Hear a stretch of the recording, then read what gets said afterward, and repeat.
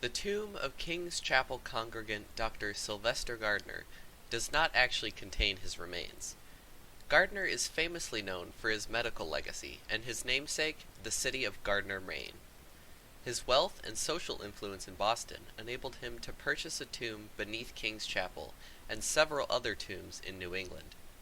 Sylvester Gardiner left Boston during the American Revolution and did not return to King's Chapel or his tomb afterwards, but his tomb remains as a symbol of the privilege wielded by the Gardiner family, especially in contrast to the people they enslaved. Free and enslaved people of color worshipped both voluntarily and against their volition at many of the colonial churches in Boston, including King's Chapel.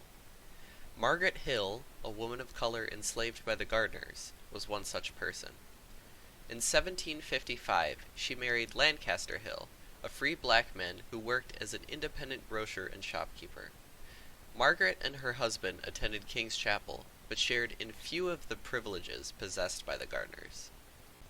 The stark differences between the experiences of the Hills and the Gardiners at King's Chapel are highlighted by the fact that, unlike the Gardiners, Margaret and Lancaster Hill were unable to purchase a tomb in the crypt.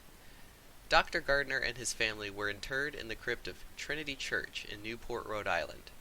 While their burial site is well documented, the location of the Hills' graves remains a mystery, as the graves of enslaved people in Boston are not generally marked because of cultural trends and due to the passage of time. Unlike the Gardiners, who were able to ensure they could be buried together, the Hills did not have the means to guarantee the same for their family. Tombs served, in part, as a way for people to exercise some control over their deaths. The Gardiners had the prerogative to exert this control, but the Hills remained restricted in both life and death.